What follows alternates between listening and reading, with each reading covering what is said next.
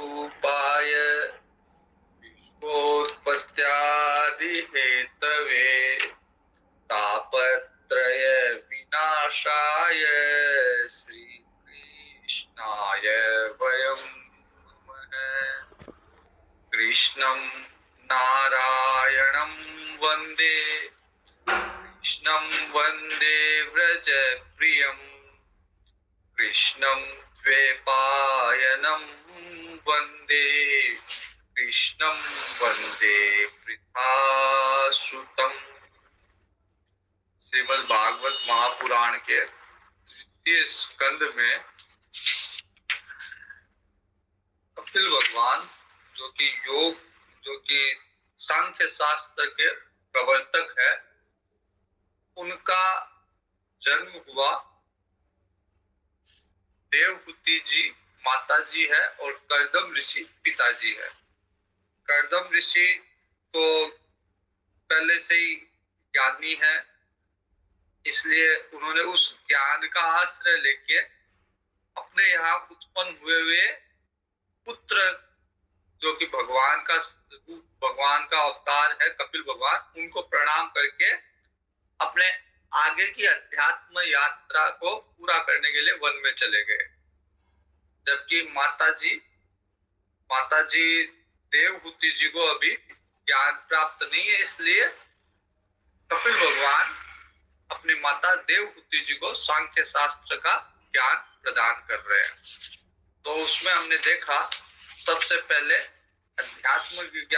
आत्मज्ञान देते हैं कि आपका स्वरूप जो है वो आत्मा हुआ, आप ये शरीर नहीं हो, बल्कि जो आनंदमय रूप है, जो सच्चित और आनंद है, वही आपका स्वरूप है। इस आत्मा का ज्ञान देने के बाद प्रकृति और पुरुष का भेद बताते हैं। प्रकृति के 24 तत्व, जिसमें पंच महाभूत, पंच तन्मात्राएं, 10 इंद्रियां, 5 कर्मेंद्रिया, 5 ज्ञानेंद्रिया, ये 10 इंद्रिया, और मन, बुद्धि, चित्त, अहंकार, ये 4 अंतःकरण, कुल मिला के 24 चीजों से मिलके प्रकृति बनी है। और प्रकृति के परे, प्रकृति से अलग जो है वो है पुरुष। तो 2 विभाग है, जिसे प्रकृति पुरुष कहो, आत्मा अनात्मा कहो, क्षेत्र क्षेत्रज्ञ कहो, ये मतलब 2 विभाग है, एक जड़ है, एक चेतन है। तो हमारा संबंध चेतन से है, लेकिन भूलवश, गलतीवश हमने जड़ से संपर्क बना लिया, जड़ को अपना स्वरूप समझ लिया। और जब तक जड़ को स्वरूप समझेंगे, आनंद से दूर रहेंगे।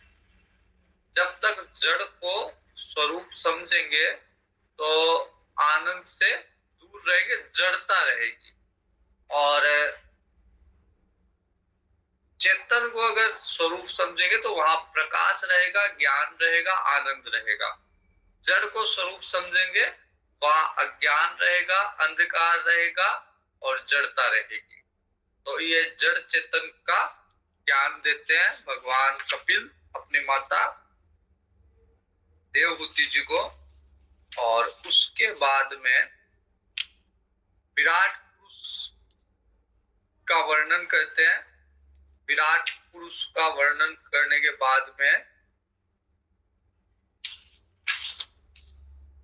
कैसे उस विराट पुरुष के अंदर चेतन का प्रवेश हुआ, तब वो विराट पुरुष भी तब जागृत हुआ। जैसे हमारा शरीर है, वैसे ही विराट पुरुष का शरीर भी जड़ है। जैसे हमारे शरीर के अंदर अगर जीव निकल जाए तो शरीर जड़ है, वैसे ही विराट के अंदर से, इस सृष्टि के अंदर से भी अगर चेतनता को हटा दे तो ये पूरी की पूरी पृथ्वी, केवल पूरी की पूरी सृष्टि केवल पंच महाभूतों से बनी हुई जड़ पदार्थ है। इसमें कोई चेतनता नहीं होगी। तो जैसे वायु चलती है, ये चेतनता का द्योतक है। तो अगर चेतनता नहीं हो तो वायु का प्रवाह भी नहीं होगा। तो पूरी की पूरी समष्टि संसार या पूरा का पूरा विराट स्वरूप भी चैतन्यता से ही क्रियाशील है। भगवान ब्रह्मा जी ने पहले सृष्टि जो उत्पन्न की थी वो पंच महाभूतों की जड़ सृष्टि थी और वो क्रियाशील नहीं थी, चेतनता उसमें नहीं थी। तब फिर भगवान से ब्रह्मा जी ने प्रार्थना की तो भगवान ने अपना अंश निकाल के और उसमें जड़ता में चेतनता प्रदान की।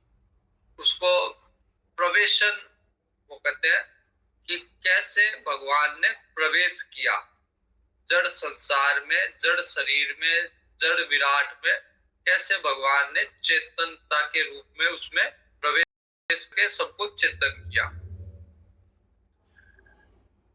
फिर प्रकृति और पुरुष के से कैसे मोक्ष को प्राप्त किया जाए, इस विवेक पे कल हम चर्चा कर रहे थे कि कैसे अपने विवेक के द्वारा। सबसे पहले विवेक क्या है? विवेक की परिभाषा ये है कि आत्मा और अनात्मा का ज्ञान होना। अगर विवेक चूड़ामणि में देखेंगे तो विवेक की परिभाषा ये है कि आत्म वस्तु क्या है, अनात्म वस्तु क्या है, जड़ क्या है, चेतन क्या है, इसका ज्ञान होना। यही विवेक जो है, अध्यात्म विवेक यही है कि जब तक विभाग नहीं पता होगा तब तक हम अनावश्यक रूप में जड़ में उलझते जाएंगे। तो पहले तो विभाग, जैसे कई जगह पे होता है ना, कई जगह पे कचरा होता है वो सेग्रीगेट किया जाता है। दो अलग अलग डस्टबिन होते हैं, एक ब्लू कलर का, एक ग्रीन कलर का। ग्रीन का कचरा अलग डालो, ब्लू जो सूखा हुआ कचरा है वो अलग डालो, गीला कचरा अलग डालो। कई स्थानों पे होता है। तो वैसे ही हमारे जो विचार है उनमें जड़ता वाले विचार कौन से है, संसार वाले विचार कौन से है और चेतनता वाले भगवान वाले विचार कौन से है, इनमें जब तक विवेक नहीं होगा तब तक मोक्ष प्राप्ति की ओर हम अग्रसर नहीं होंगे। क्योंकि हम जड़ता वाले विचारों में, संसार वाले विचारों में उलझ के रह जाएंगे। तो ये इस विवेक के द्वारा जो अनावश्यक विचार है संसार के, जड़ता के, उनसे निकल के और आत्मा का विचार करना चाहिए। अब देवहूति जी का एक प्रश्न है, इस प्रश्न को थोड़ा अच्छे से समझे। देवहूति जी कह रही है कि भाई हमने विचार कर लिया, हमने ये विचार कर लिया और विचार के द्वारा अपने आप को प्रकृति से अलग कर भी लिया, तो लेकिन प्रकृति का नाश तो नहीं हुआ ना। तो प्रकृति का नाश नहीं हुआ तो वो प्रकृति तो वापस से अपना प्रभाव दिखाएगी। जैसे अगर मान लीजिए हमने संसार में काम, क्रोध, लोभ है, हमने अपने आप को विचार के द्वारा विचार कर करके इन सब चीजों से अलग हटा दिया, काम से, क्रोध से, लोभ से। लेकिन प्रकृति में तो है ही, वो नाश थोड़ी ना हुआ है। तो वापस हमारा जब व्यवहार होगा लोगों से, वापस हम में वही चीजें, काम, क्रोध, लोभ उत्पन्न हो जाएंगे। तो जब तक मूल नाश नहीं हुआ, और मूल नाश होगा नहीं क्योंकि तो प्रकृति भी अनंत काल तक रहेगी, तो फिर इससे छुटकारा कैसे पाए, मतलब कैसे परमानेंट छुटकारा पाए। एक बार तो क्या होता है कि मान लीजिए जैसे शमशानी वैराग्य है, शमशान में गए तो शमशान में लगता है कि दुनिया जो है वो वैध की दुनिया है, जो एक दिन सबको जाना है, क्यों संसार में इतना हम दिमाग लगाए। तो ये सब शमशानी वैराग्य है। जैसे शमशान से निकले आदमी, जैसे संसार में व्यवहार करने लगता है, वापिस वो उन्हीं चीजों में उलझ के रह जाता है। तो जो शमशानी वैराग्य है वो परमानेंट वैराग्य नहीं है, उसका परमानेंट सॉल्यूशन नहीं है, क्योंकि व्यवहार करना ही पड़ेगा और व्यवहार करते करते वो उसमें वापस से उलझ जाएगा। तो देवहूति जी का प्रश्न है, पुरुष और प्रकृति दोनों ही नित्य है, संसार भी नित्य है और प्रकृति भी नित्य है और एक दूसरे के आश्रय से रहने वाले हैं। प्रकृति पुरुष के बिना, पुरुष प्रकृति के बिना नहीं है।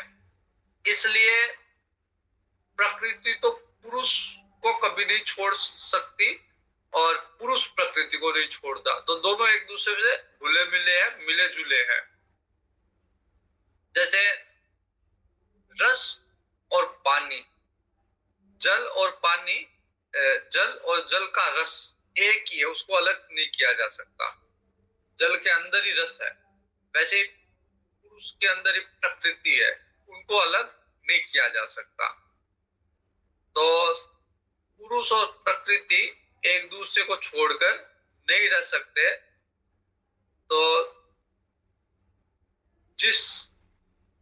जिसके कारण, जिस प्रकृति के कारण बंधन प्राप्त हुआ हमको, हम शुद्ध चैतन्य आत्मा है, लेकिन प्रकृति के प्रभाव के कारण बंधन में आ गए। तो उस प्रकृति के गुणों के रहते हुए कैवल्य पद मोक्ष को कैसे प्राप्त करें? क्योंकि प्रकृति भी नित्य है, तो प्रकृति के गुण तो हमेशा रहेंगे, हम कैवल्य कैसे प्राप्त कर सकते हैं? तो देवहूति जी का प्रश्न यही है कि प्रकृति जब तक नष्ट नहीं होती, संसार जब तक नष्ट नहीं होता, तो संसार का प्रभाव तो रहेगा ही रहेगा। एक बार मन को समझा लिया, विवेक उत्पन्न कर लिया, अपने आप को रोक लिया, लेकिन फिर संसार के व्यवहार में जाएंगे तो फिर उसी में हम लिटपिट हो जाएंगे। तो कैसे इसका कोई स्थायी समाधान हो? कैवल्य पद, जब तक प्रकृति के गुण रहेंगे कैवल्य पद संभव नहीं है, क्योंकि फिर व्यवहार में जाते ही प्रकृति के गुण हम पे हावी हो जाएंगे।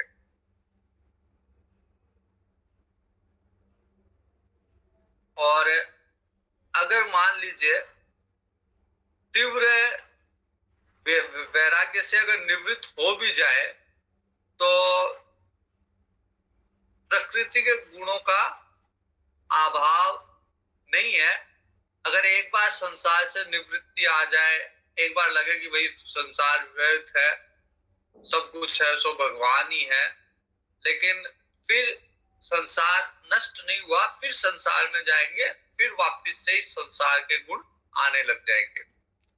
भगवान इसका उत्तर देते हैं, कपिल भगवान उत्तर दे रहे माता देवहूति जी के प्रश्न का, कि निष्काम भाव से अगर कोई अपने धर्म का पालन कर रहा है, निष्काम भाव से स्वधर्म का पालन कर रहा है, जिससे उसका अंतःकरण शुद्ध हो गया, तो फिर शुद्ध अंतःकरण में प्रकृति के गुण प्रभावित नहीं करेंगे, रहेंगे। मना नहीं है कि संसार भी रहेगा, प्रकृति भी रहेगी, लेकिन जब अंतःकरण शुद्ध हो गया तो प्रकृति अब उस शुद्ध अंतःकरण वाले के ऊपर प्रभाव नहीं डाल सकती। संसार उस शुद्ध अंतःकरण वाले के ऊपर प्रभाव नहीं डाल सकता, अगर उसका अंतःकरण पर्याप्त मात्रा में शुद्ध हो चुका है। तो जब तक कि संसार व्यक्ति को, जीव को प्रभावित कर सकता है, तब तक उसका अंतःकरण शुद्ध नहीं हुआ हो। जैसे मान लीजिए मान क्या लीजिए, हम लोग जो भी यहाँ पे जुड़े हुए हैं, कोई भी हम लोगों में से नॉनवेज नहीं खाता, मांसाहार का सेवन हम लोग नहीं करते, तो हमारे अंदर उसकी क्षणिक भी कोई भी मतलब थोड़ी सी भी वासना नहीं है कि हम मांसाहार खाएं। तो हमारे सामने कितना ही मांसाहार उपस्थित हो, हमारा मन चलेगा ही नहीं, क्योंकि हमको पूर्ण रूप से उससे वैराग्य है। तो वैसे ही जब मन इतना शुद्ध हो जाएगा कि संसार के राग, द्वेष, काम, क्रोध, लोभ, इनमें अगर तनिक भी इनमें आकर्षण नहीं रहेगा, तो फिर वो विषय कितने भी उपस्थित हो हमारे सामने, वो हमें प्रभावित नहीं कर पाएंगे। भगवान कहते हैं कि जिस तरह अग्नि अग्नि जो होती है वो पहले अरणी होती थी, एक जो लकड़ी की होती थी, जिनके घर्षण से अग्नि उत्पन्न होती थी। आज भी यज्ञों में, कई यज्ञों में अरणी से ही अग्नि उत्पन्न की जाती है। एक रुई लेके और लकड़ी का घर्षण करके उसके अंदर से अग्नि उत्पन्न होती है। तो वो अग्नि अरणी से उत्पन्न हुई है, लेकिन उस अग्नि में इतनी सामर्थ्यता है कि वो उस अरणी को भी जला सकती है। तो वैसे ही जो वैराग्य उत्पन्न होगा उसमें इतनी सामर्थ्यता है। मन से ही वैराग्य उत्पन्न हुआ, लेकिन उसमें इतनी सामर्थ्यता है कि उस कलुषित मन को वो जला सकता है। तो निष्काम भाव से अपने स्वधर्म का पालन करने से, अंतःकरण शुद्ध होने से, बहुत समय तक भगवत कथा सुनने से, श्रवण करने से, तीव्र भक्ति से, बहुत ज्यादा अगर श्रवण भगवान का किया जाए, कथा सुनी जाए, तो उससे तीव्र भक्ति उत्पन्न होगी और उससे साक्षात्कार, भगवान का साक्षात्कार कराने वाला ज्ञान उत्पन्न होगा, प्रबल वैराग्य उत्पन्न होगा। फिर व्रत आदि जितने भी नियम वगैरह करेंगे, इनसे और ध्यान के अभ्यास से, चित्त की एकाग्रता से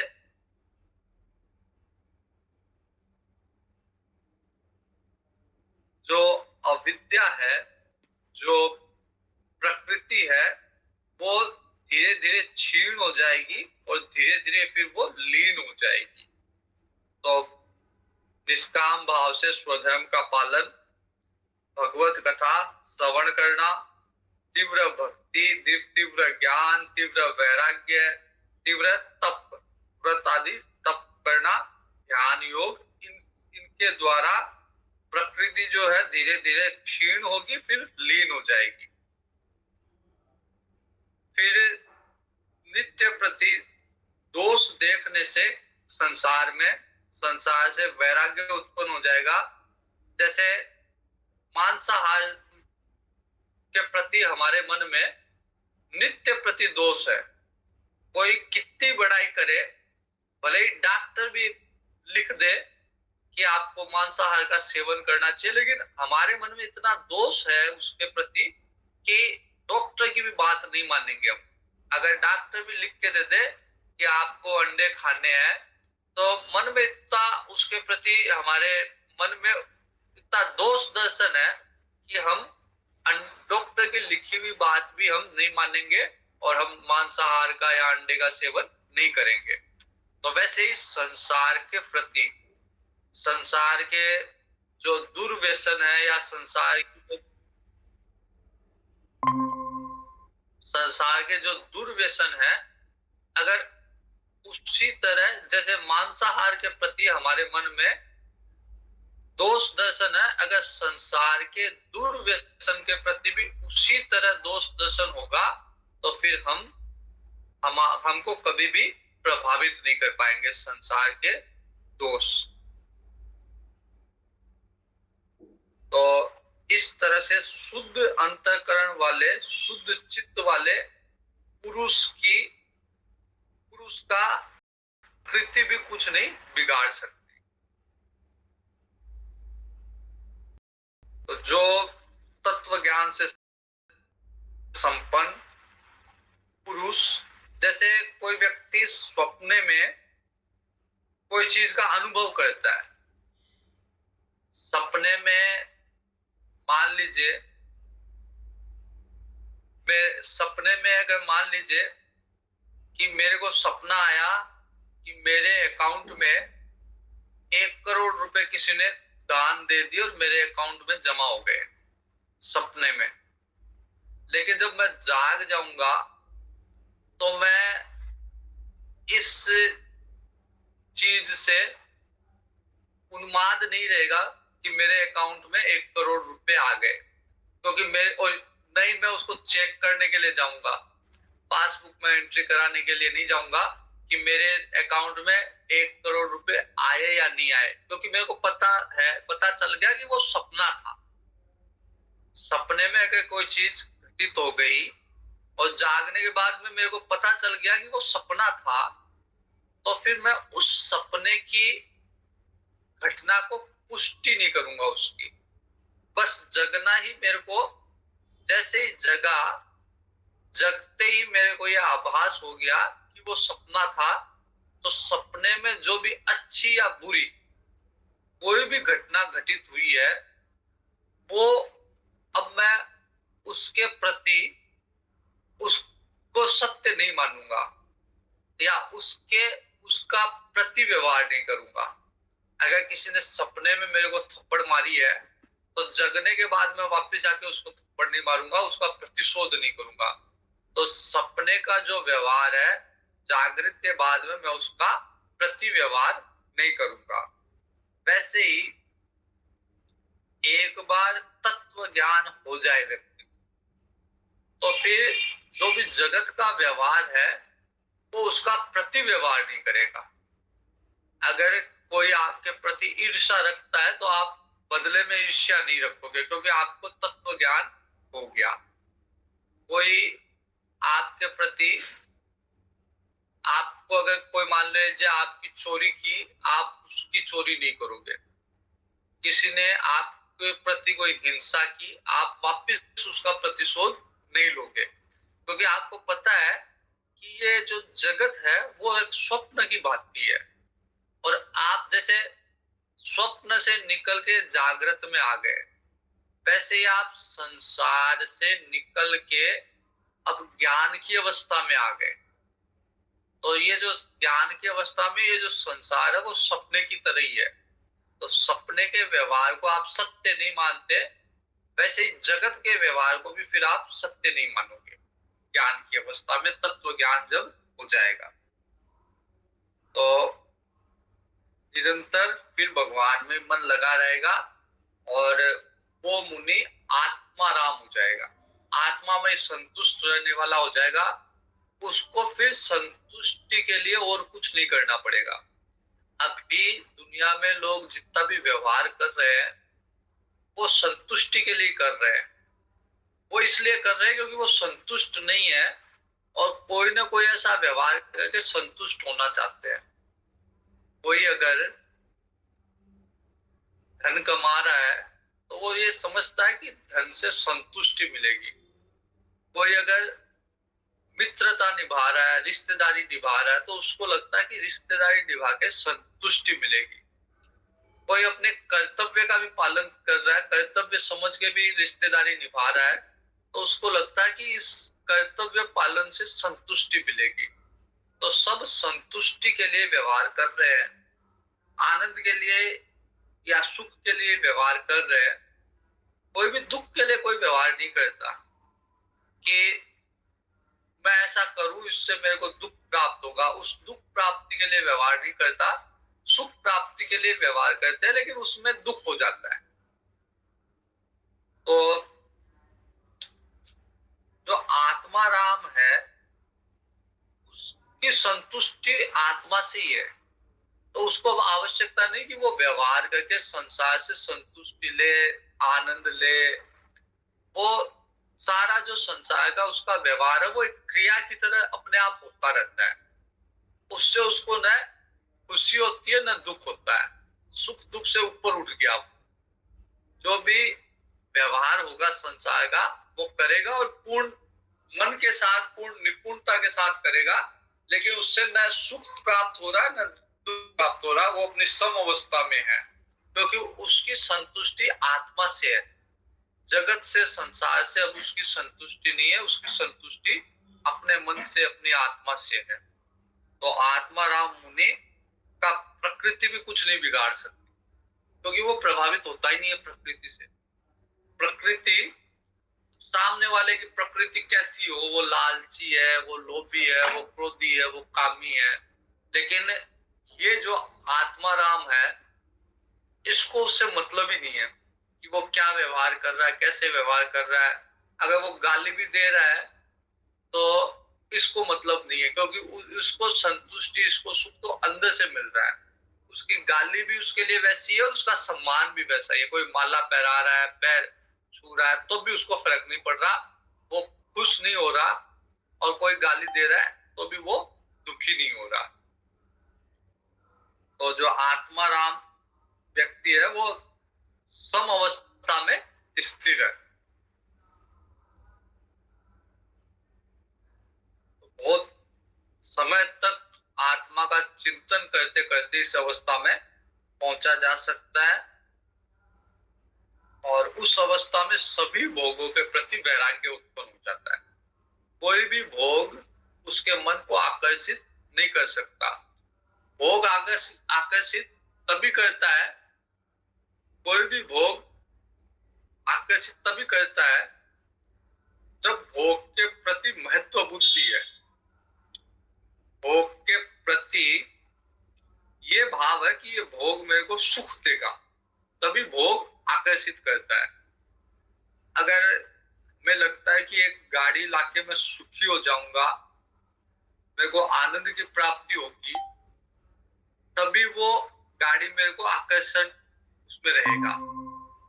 लेकिन अगर मेरा समभाव है कि मेरे को अंदर से खुशी है, आत्मा से खुशी मिल रही है, तो फिर कोई भी भोग मेरे सामने आए या ना आए, वो मेरे को सुख या दुख नहीं दे सकता।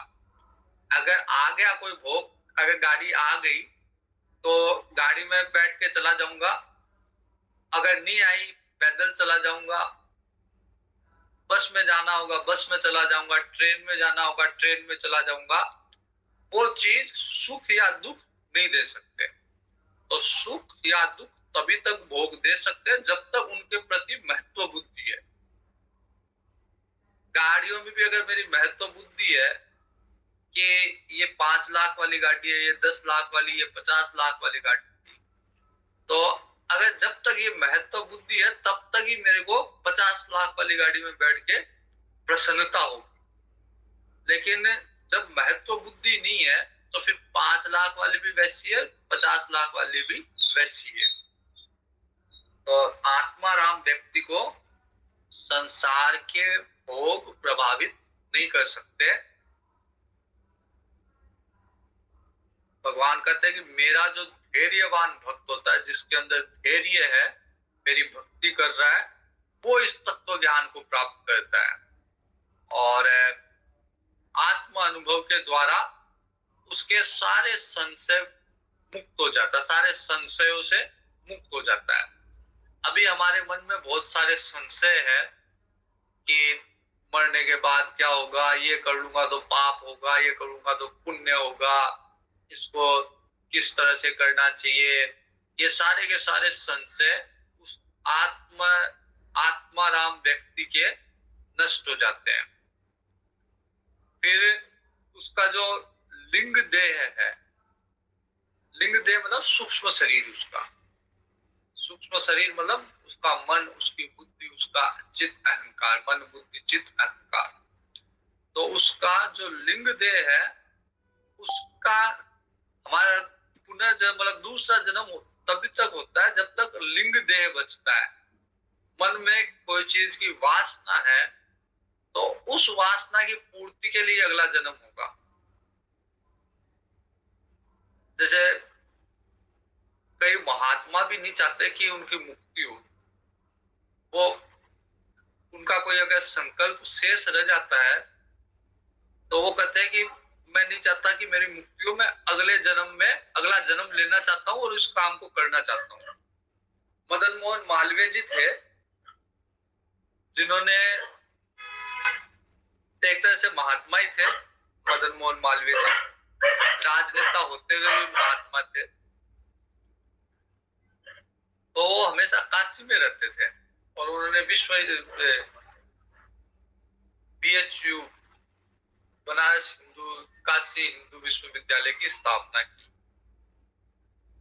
और काशी हिंदू विश्वविद्यालय की स्थापना करने के बाद में जब अंत समय आया तो वो काशी से बाहर चले गए। उनको लोगों ने खूब समझाया कि आप तो हमेशा काशी में रहे हो, अब अंत समय में आप काशी से बाहर जा रहे हो।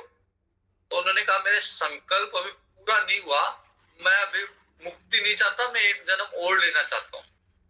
और फिर पूछा भी क्या संकल्प बाकी है, आपने विश्वविद्यालय तो बना दिया, हिंदू विश्वविद्यालय तो बना ही दिया। तो वो कहते हैं कि अभी सिर्फ इसकी बिल्डिंग भवन बनाया है मैंने, मैं इसके अंदर एक बहुत भव्य मंदिर बनाना चाहता हूँ विश्वविद्यालय के अंदर, ताकि चिरकाल तक ये हिंदू विश्वविद्यालय ही है। फिर बिड़ला जी ने ये उनको आश्वासन दिया कि इसके अंदर मैं एक मंदिर का निर्माण मेरी तरफ से करूंगा। तब वापस वो आए, मदन मोहन जी काशी के अंदर आए। तो इस तरह कई महात्माओं के भी जब संकल्प शेष रह जाते हैं तो वो मुक्ति नहीं चाहते। वो जैसे एक शहीद भी थे,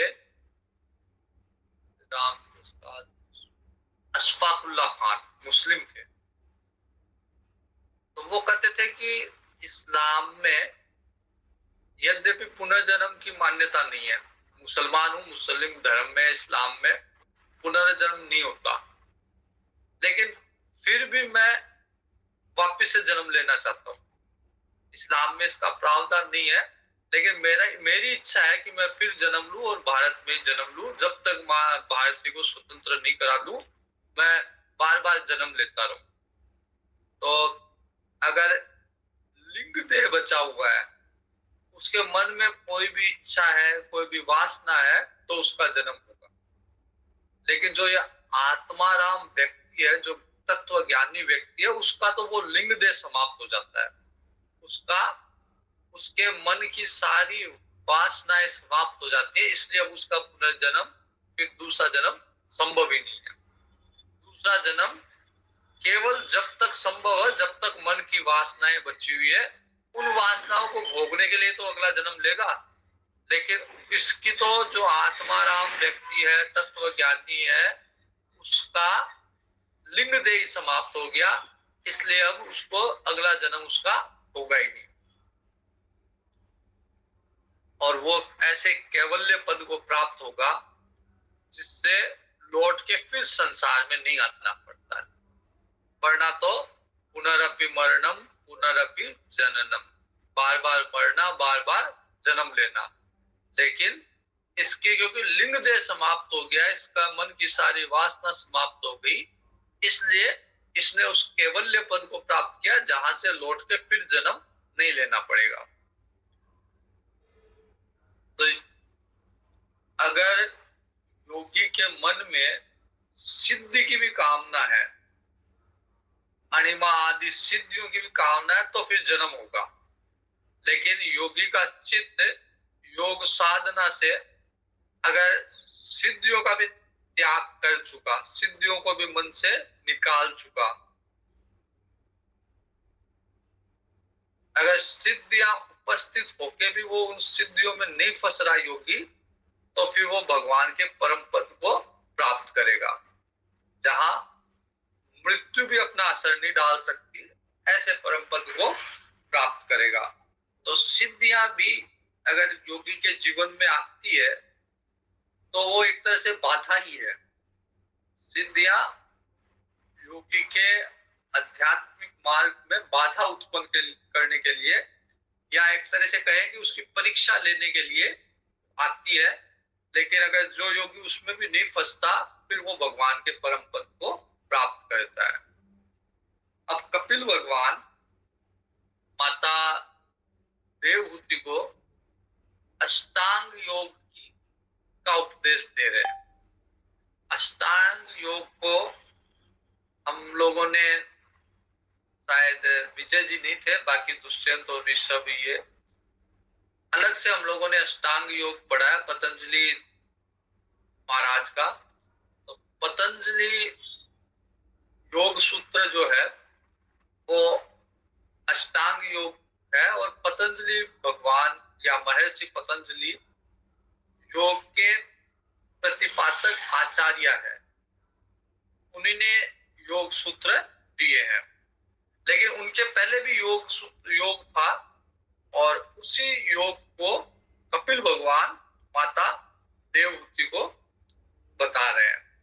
तो अष्टांग योग में सबसे पहले होता है सम। 8 उसके अष्टांग मतलब 8 अंग है उसके। 8 अंगों से, जैसे 8 क्लास, तो एक से लेके पहले पहली पढ़नी पड़ती है, फिर दूसरी, फिर तीसरी, फिर चौथी, पांचवी, छठी, सातवीं, 8। वैसे अष्टांग योग में एक एक सोपान को पूरा करते आठवां जो योग का अंग है समाधि, वहां तक पहुंचा जा सकता है। तो उसमें 8 ही उसके अंग है। यम, नियम, आसन, प्राणायाम, प्रत्याहार, धारणा, ध्यान, समाधि। ये 8 अष्टांग योग के अंग है। यम में मुख्य रूप से 4 चीजें हैं: अहिंसा, सत्य, आस्ते और ब्रह्मचर्य। ब्रह्मचर्य और अपरिग्रह 5। तो जो भी योग का अभ्यास करना, जिसको करना है, अष्टांग योग का अभ्यास करना है, या जिसको समाधि तक पहुंचना है, उसको पहले उसको प्रारंभिक अवस्था में चाहिए कि वो किसी की हिंसा ना करे। और हिंसा का मतलब केवल किसी को मारना ही नहीं है, किसी के प्राण हरण करना ही नहीं है। अगर किसी को किसी भी तरह की तकलीफ दे रहे हैं, मन से, बुद्धि से, वचन से, वो हिंसा ही है। तो योगी को विशेष ध्यान रखना चाहिए कि वो किसी को किसी तरह की तकलीफ ना दे। श्रद्धेय स्वामी राम सुखदास जी तो यहां तक कहते थे कि किसी से धन मांगना भी उसकी हिंसा है। क्योंकि अगर व्यक्ति सामने वाला, अगर आप उसको कहो, किसी अच्छे काम के लिए भी कहो कि इस काम में आपको इतने रुपए दान देने हैं, अगर उसकी इच्छा नहीं हुई और उसने आपके प्रभाव के कारण, आपके आग्रह के कारण अगर उसने दे दिया बिना इच्छा के, तो आपने उसकी हिंसा कर दी। आपने जबरदस्ती उससे धनराशि लेके उसके प्रति हिंसा का भाव प्रकट कर दिया। तो हिंसा मतलब किसी को भी किसी भी तरह का कष्ट नहीं देना। सत्य, हमेशा सत्य का भाषण और सत्य का आचरण, जैसा कहा है वैसा ही मेरा व्यवहार में होना चाहिए। जिसको मैं सत्य मानता हूं उसका मैं पालन भी करूं। अहिंसा, सत्य, अस्त्य, किसी का भी कोई सामान चुराऊं नहीं, चोरी नहीं करूं। अगर किसी के पास कुछ भी बढ़िया सामग्री है तो पहले बात तो मेरा मन चलना ही नहीं चाहिए। लेकिन अगर चल भी गया, मन में उसके प्रति कोई महत्व उत्पन्न भी हो गया, तब भी मैं ये विवेक रखूं कि ये मेरा नहीं है, ये सामने वाले का है। सामने वाले ने अपने मेहनत से या अपने कर्म फल के द्वारा, पुण्य के द्वारा इसे उपार्जित कर रखा है, मैं उसे ना लूं। अहिंसा, सत्य, आस्ते, ब्रह्मचर्य। ब्रह्मचर्य में ब्रह्मचर्य का पालन, और दूसरा मन को हमेशा ब्रह्म में लगा के रखना। ब्रह्मचर्य अपरिग्रह है कि जीवन में या हमारे आसपास हमारी भोग की अनेक वस्तुएं दैनिक उपभोग के लिए हम रखते ही हैं, लेकिन आवश्यकता से अधिक उनका संग्रह नहीं करना चाहिए और देखते रहना चाहिए कि कौन सी चीज जो है बहुत वैसे समय से काम में नहीं आई, तो इसका परिग्रह मेरे लिए आवश्यक है या इसको मैं दे सकता हूँ, किसी अन्य जरूरतमंद को दे सकता हूँ। तो अपने आसपास देखते रहना चाहिए कि जैसे 10 कपड़े हैं, मेरे को लगता है कि मेरा काम 5 में ही चल रहा है, तो 5 कपड़े अगर कोई किसी को आवश्यकता है तो मैं हमेशा तैयार हूं उसको देने के लिए। तो आवश्यकता से अधिक कोई धन, कोई वस्तु मेरे पास है, दूसरे को अगर उसकी आवश्यकता है तो मैं तुरंत निकाल के दे सकूं, ऐसा मेरे मन में भाव होना चाहिए और समय पे मैं देने के लिए तत्पर भी रहूं। अनावश्यक वस्तुओं का संग्रह ना करूं। फिर ये तो हो गया यम। यम में और नियम में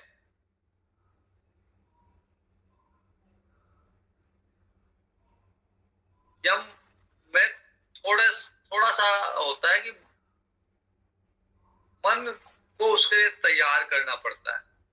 जैसे अपरिग्रह है, मैं चोरी ना करूं, जरूरत से ज्यादा संग्रह ना करूं, सत्य बोलूं, हिंसा ना करूं, किसी को परेशान ना करूं, तो मन को उसको तैयार करके और यम का पालन करना पड़ता है। नियम नियम के अंदर है सोच, संतोष, तप, स्वाध्याय और ईश्वर प्रणिधान है।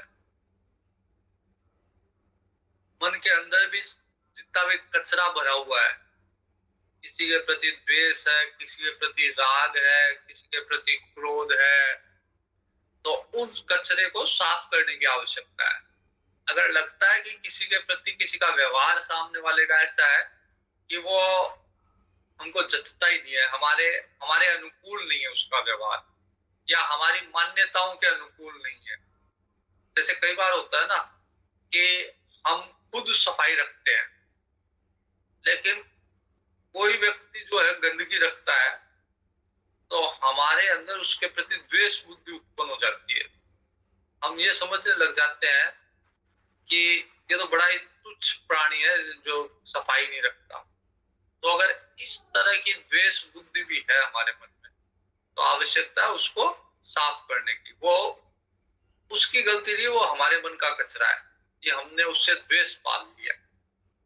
वो सफाई रखता है तो अच्छी बात है, उसको हम प्रेरित कर सकते हैं, समझा सकते हैं, लेकिन उसके प्रति द्वेष नहीं रखना चाहिए। तो सोच, बाहर से साफ सफाई रखना, अंदर से मन को साफ करना। संतोष, जो भी प्राप्त हुआ है उसमें संतुष्ट रहना। कहते हैं कि संतोष व्यक्ति के जीवन में आ गया तो मतलब ये एक तरह से परम धन है। बाकी धन हाथी घोड़े और ये है, लेकिन ये इतना महत्व नहीं है जितना महत्व संतोष का, क्योंकि इनका भी कोई अंत नहीं है। कितना ही पैसा हो, आपको लगेगा कि आपसे बढ़कर भी कोई है, या आपको हमेशा उसका भय रहेगा। जैसे अंबानी, मान लीजिए भारत में सबसे पैसे वाले अंबानी है, लेकिन उनको भी हमेशा भय रहेगा कि कहीं मैं दूसरे नंबर में ना चल जाऊं, कोई मेरे से आगे ना निकल जाए। तो अंबानी को हमेशा अडानी से भय रहेगा कि कहीं अडानी मेरे से आगे ना निकल जाए, टाटा मेरे से आगे ना निकल जाए, बिरला मेरे से आगे ना निकल जाए। तो जब तक संतोष नहीं होगा तब तक मन विचलित रहेगा ही रहेगा।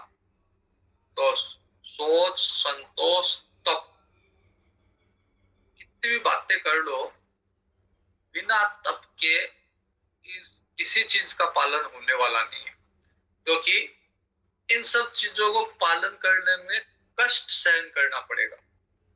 बिना कष्ट सहन किए हुए कोई भी चीज जो है वो व्यवहार में पालन उसका संभव नहीं। अगर सत्य भी बोलते हैं तो सत्य के लिए भी कष्ट सहन करना पड़ेगा। आप परिग्रह भी करते हैं, अपनी चीज दूसरे को देते हैं, तो उसके लिए कष्ट सहन करना पड़ेगा। अगर ब्रह्मचर्य का पालन करते हैं उसके लिए कष्ट सहन करना पड़ेगा। अहिंसा का व्रत लेते हैं तो कष्ट सहन करना पड़ेगा। तो बिना धर्म के मार्ग में जो कष्ट सहन किया जाता है वही तप है। अलग से तप करने की जरूरत नहीं है कि अलग से अग्नि जला के बैठ गए, बर्फ की शिला के ऊपर बैठ के तप कर रहे हैं। अलग से करने की जरूरत नहीं है। जो धर्म के मार्ग में कष्ट सहन किया जाता है वही तप है। तो सोच, संतोष, तप, स्वाध्याय, नित्य नियम होना चाहिए स्वाध्याय का, क्योंकि स्वाध्याय शास्त्र का अध्ययन ही हमें, अगर हम रास्ते से भटक रहे हैं, जिसकी बहुत संभावना रहती है, अगर रास्ते से भटक रहे हैं तो वापस रास्ते पे लाने का कार्य हमारे सद्ग्रंथ ही करेंगे। तो उनका नित्य अध्ययन होना चाहिए। रामचरितमानस में एक जगह है कि 3 चीज कभी भी किसी के वश में नहीं होती। कोई राजा है, हमको कितना भी लगे कि हम राजा के बहुत निकट है, बहुत राजा से हमारे बहुत व्यवहार अच्छा है, लेकिन कभी मत समझना कि राजा किसी के वश में हो गया। राजा तो राजा ही रहेगा। राजा की जब इच्छा होगी तब वो, उसका दिमाग वो परिवर्तित हो जाएगा। तो राजा किसी के वश में नहीं आता। वैसे ही राजा युवती, कोई लड़की या कन्या या स्त्री, वो ये समझता है कि मैं, मेरे बस में है, तो वो उसकी भूल है। और उसी तरह तीसरी चीज है शास्त्र। शास्त्र कितना भी पढ़ा हुआ हो व्यक्ति का, लेकिन समय पे उसको याद आ जाए वो बात, तो ये इतना आसान नहीं है। बहुत सारे ज्ञानी लोग होते हैं जो ज्ञान भरपूर होता है, लोगों को देते भी हैं, खुद को भी पता है, लेकिन जब व्यवहार में पड़ता है तो उनको वो याद नहीं रहता या उसका पालन नहीं कर पाते। तो शास्त्र को, मानस में कहा गया, शास्त्र को कभी भी नहीं जानना चाहिए कि ये मेरे बस में हो गया, इसलिए बार बार पढ़ना चाहिए। इसलिए स्वाध्याय हमेशा निरंतर रूप से करते रहना चाहिए। स्वाध्याय तो सोच, संतोष, तप, स्वाध्याय और ईश्वर प्रणिधान, भगवान के प्रति समर्पण।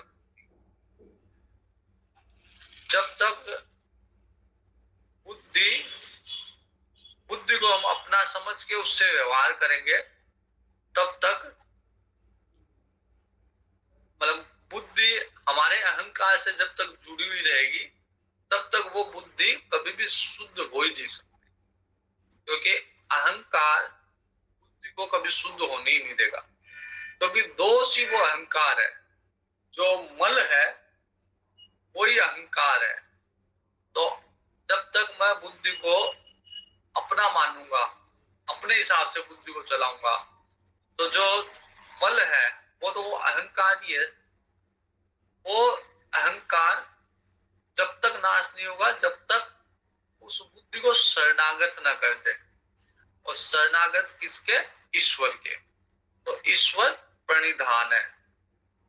ये यम हो गया, नियम हो गया। उसके बाद में अष्टांग योग में आसन का महत्व है कि एक जगह बैठ के, सुख पूर्वक बैठ के, हम लंबे समय तक बैठने का अभ्यास करें। आसन, उसके लिए आसन बताए हुए हैं कि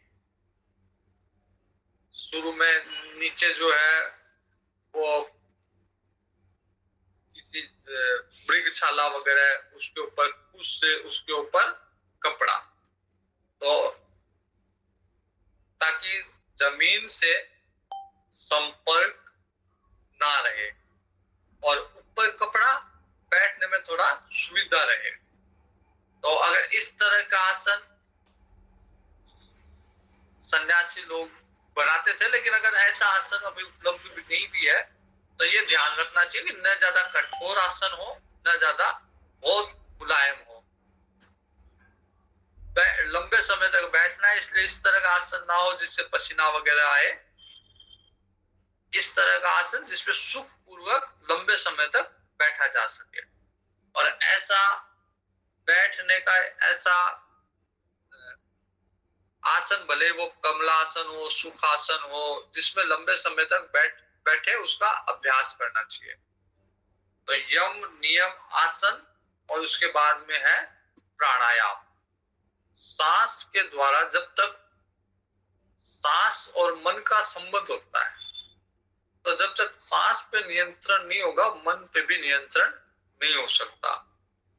तो प्राणायाम के द्वारा पहले सांस लेके फिर उसका कुंभक रेचक उसको रोक के फिर धीरे धीरे निकाल के फिर दूसरी साइड से सांस लेके फिर उसका कुंभक करके फिर निकालने से अगर इस तरह का अभ्यास किया जाए, प्राणायाम का अभ्यास किया जाए तो मन भी नियंत्रण में होगा। तो यम, नियम, आसन, प्राणायाम और प्रत्याहार। प्रत्याहार जैसे कछुआ होता है तो कछुए के सारे अंग बाहर होते हैं। कछुए के ऊपर एक ढाल सी होती है और उसके हाथ पैर मुंह सब बाहर होता है। लेकिन जैसे उसको थोड़ा सा भी कहीं कोई आवाज हुई या थोड़ा सा भी खतरा अनुभव हुआ, तुरंत वो अपने सारे अंग अंदर समेट लेता है। फिर पता ही नहीं चलता कि इसके कोई अंग है भी है, सिर्फ केवल वो ढाल जो कठोर ढाल है वो बचती है। वैसे ही हमारी इंद्रियां अगर संसार से व्यवहार कर भी रही है, व्यवहार तो करना ही पड़ेगा, लेकिन जैसे ही लगे कि थोड़ा बहुत भी खतरा है बाहर, इंद्रियां फंस सकती है उसमें, तुरंत उनको खींच के अंदर कर लेना, ये प्रत्याहार है। तो यम, नियम, आसन, प्राणायाम, उसके बाद में धारणा, ध्यान और समाधि। धारणा पहले उसके बारे में, उसके संबंध में काफी कुछ पढ़ा जाए, ध्यान काफी कुछ समझा जाए, तो ये धारणा है। उसके बारे में विचार किया जाए, जैसे भगवान के बारे में पहले भगवान की कथा, लीला वगैरह ये सब धारणा है। फिर उसके बाद में धारणा से ऊपर उठ के ध्यान की तरफ व्यक्ति जाता है कि वो भगवान, फिर वो कथा लीला में ध्यान नहीं देके उसका ध्यान केवल भगवान में ही रहता है। तो धारणा से ध्यान में आया और ध्यान से फिर अन्य विचार उसके निकल जाते, केवल उसके अंदर भगवान या भगवान का मुख ही उसका ध्यान का बिंदु रह जाता है। तो वो लय अवस्था में पहुंच जाता है, समाधि की अवस्था में पहुंच जाता है। तो इस तरह ये अष्टांग योग के 8 अंग है। कल विस्तार से थोड़ा और इनको देखेंगे अष्टांग योग को, जो कपिल भगवान माता देवहूति को ये ज्ञान, अष्टांग योग का ज्ञान दे रहे हैं।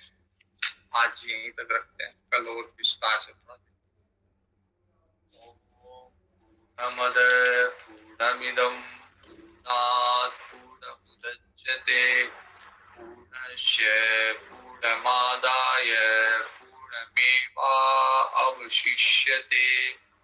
ओम शांति शांति शांति। हरि ओम। श्री गुरु नमः। हरि ओम।